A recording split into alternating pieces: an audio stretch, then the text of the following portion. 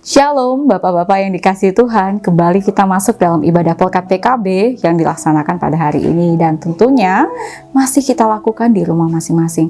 Tapi semangatnya pasti luar biasa ya Bapak-Bapak yang dikasihi Tuhan.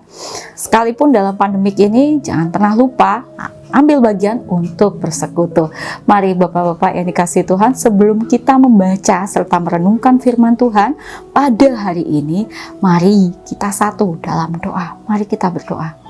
Ya Tuhan Allah Bapa di sorga, bimbing kami Tuhan di saat kami akan membaca serta merenungkan firman-Mu, agar kami dimampukan untuk dapat mewujud nyatakan apa yang menjadi kehendak-Mu dalam ruang kehidupan kami, pribadi tiap pribadi. Dalam nama Tuhan Yesus Kristus, amin. Baik, Bapak-Bapak yang dikasihi Tuhan, pembacaan kita masih tetap di kitab Hosea. Dan saat ini kita baca Hosea pasal 14 ayatnya yang ke-10. Pasal yang terakhir ya di kitab Hosea ini. Baik, di dalam sini dikasih judul penutup kitab Hosea.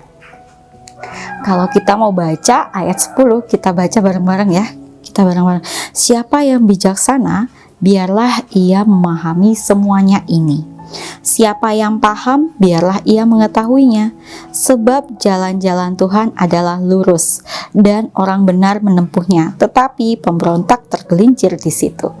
Nah, kalau kita perhatikan dari rangkaian minggu yang lalu, di mana kita berbicara atau kita sama-sama disuguhkan atau mendengarkan firman Tuhan, Hosea banyak sekali berbicara tentang hukuman dan juga berbicara tentang cinta kasih Tuhan yang begitu luar biasa.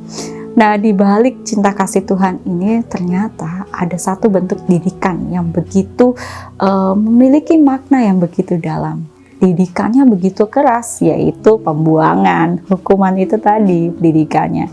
Nah, di ayat yang ke-10 pasalnya yang ke-14 ini ingin menyampaikan, siapa yang bijaksana biarlah ia memahami semuanya ini. Di sini ingin mengatakan kepada kita, Bapak-bapak yang dikasihi Tuhan, bahwa didikan yang diberikan oleh Tuhan itu bukan hanya satu bentuk hal yang dilihat aja, atau bukan hanya sekedar kalau kita saat ini dibaca aja gitu. Tetapi di balik didikan ini ya Bapak-bapak yang dikasihi Tuhan, saat firman Tuhan mengatakan bijaksana, garis bawahi bijaksana. Berulang-ulang kali saya sampaikan dalam firman Tuhan. Sering kali saya sampaikan kepada Bapak Ibu yang ada di rumah, saya sering kali menyampaikan bahwa yuk kita lihat baik-baik. Hukuman itu bukan berarti Allah membenci kita. Hukuman itu bukan berarti Allah meninggalkan kita.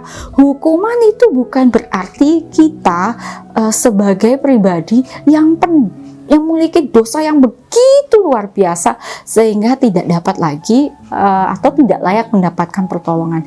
Nggak seperti itu. Saat Hosea mengatakan bijaksana, Hosea ingin mengajak kita bersama-sama untuk melihat bahwa hukuman ini salah satu bentuk proses di mana cinta kasih Tuhan yang begitu luar biasa ingin merangkul kembali anak-anaknya menuju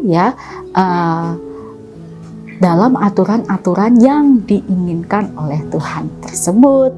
Itu yang ingin disampaikan. Maka yuk kita lihat segala sesuatu yang saat ini ya, contohnya saat ini dalam ruang pergumulan Bapak-bapak ya, saat ini Bapak-bapak entah itu lagi bergumul untuk masalah kesehatan, entah itu lagi bergumul masalah pekerjaan, atau saat ini Bapak-bapak lagi bergumul dengan masalah keluarga atau perekonomian sekalipun, ayo kita lihat segala sesuatunya yang kita hadapi ini ada maksud Tuhan yang begitu luar biasa.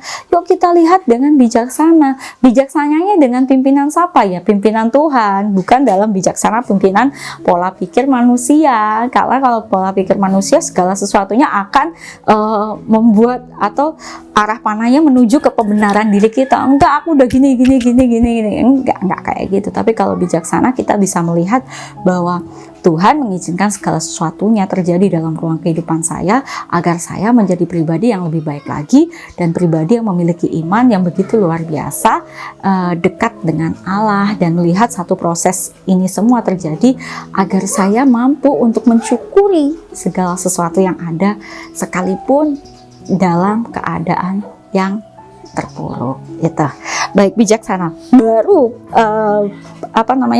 kalimat pembukaan pertama ya Bapak-bapak ya. Yuk kita lanjut. Dikatakan lagi dalam firman Tuhan, dikatakan siapa yang paham biarlah ia mengetahuinya. Siapa yang paham biarlah ia mengetahuinya. Nah, saat kita bisa melihat segala sesuatunya dengan bijaksana ya, maka di situ akan membawa kita pribadi, tiap pribadi dalam satu bentuk pemahaman iman yang begitu luar biasa. Kenapa sampai dikatakan pemahaman? Kenapa bisa dikatakan biarlah ia mengetahui? Biarlah ia mengetahuinya. Kenapa seperti itu? Ada apa? Ada apa? Kenapa sampai seperti itu? Nah, dengan demikian kita bisa mengetahui, Bapak-bapak, pribadi yang bijaksana dalam melihat segala sesuatunya, ia akan mampu ya memahami setiap kondisi orang lain. Lihat, itu tingkatan.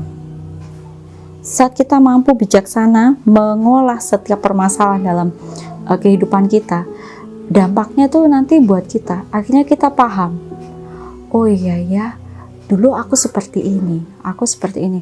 Dan waktu orang lain menghadapi situasi atau kondisi tersebut, ya, situasi atau kondisi tersebut, maka kita akan menjadi pribadi yang paham dan kita mengetahui gitu, mengetahui, oh ya, dia seperti ini, pola pikirnya seperti ini.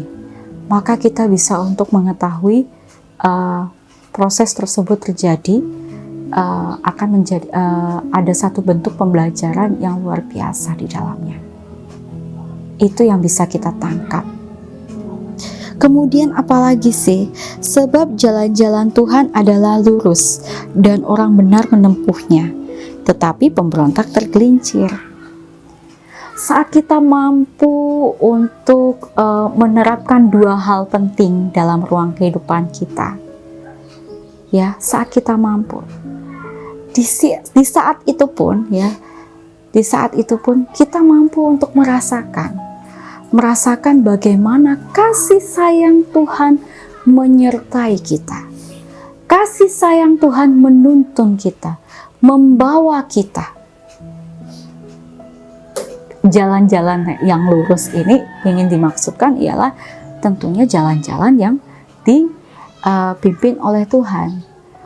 Lurus, jalan lurus ya, bukan berarti jalannya tidak ada tantangan. Pasti ada tantangannya. Entah mau itu kerikil kecil atau kerikil besar atau bongkahan batu kali yang besar sekalipun, tapi Tuhan menyampaikan, Tuhan akan membawa kita ke jalan yang lurus, yang benar. Gitu. Dan kemudian apa yang ingin disampaikan ini? Dikatakan lagi, sebab jalan-jalan Tuhan adalah lurus dan orang benar menempuhnya. Nah, kita termasuk di dalamnya kan? Bapak-bapak yang dikasih Tuhan yang saat ini boleh mendengarkan firman Tuhan, kita termasuk. Bukan dibenarkan atas diri kita sendiri, tapi dalam kasih kuasa Tuhan. Kita mampu untuk merasakan itu. Dan lanjut di baris yang terakhir dikatakan, dan tetapi pemberontak tergelincir di situ. Siapa yang hidupnya dalam pergumulan dan dia terus mengeluh dan pada akhirnya dia menyampaikan satu bentuk, Tuhan kok kayak gini sih, atau memang tidak ada buat saya. Mungkin kalau kayak gitu terus kita ucapkan ya, kita menyatakan satu bentuk kebencian atau kita merasakan satu bentuk dendam yang begitu luar biasa, saya nggak akan lagi ke gereja deh kalau kayak gini caranya, gitu. Atau saya nggak akan lagi ya baca Alkitab atau doa, enggak deh. Buktinya sampai sekarang ini pun saya nggak bisa dijawab doa-doa saya. Pergumulan saya masih aja tetap kayak gitu-gitu. Dan kita mulai memberontak, gitu kan? Kita memberontak dengan cara apa? Mulai mengandalkan kekuatan kita, kekuasaan kita, keuangan kita. Padahal di situ semuanya adalah mendatangkan kesia-siaan kita. Nah, penutup yang diberikan Hosea ini begitu menarik dan begitu dikemas dengan begitu apiknya. Ia ingin bersama-sama ya mengajak kita, yuk lihat segala sesuatu yang Tuhan berikan dalam ruang kehidupan kita ini dengan bijaksana. Dan yuk mari kita bersama-sama mau untuk diproses dalam ruang kehidupan kasih kuasa Tuhan.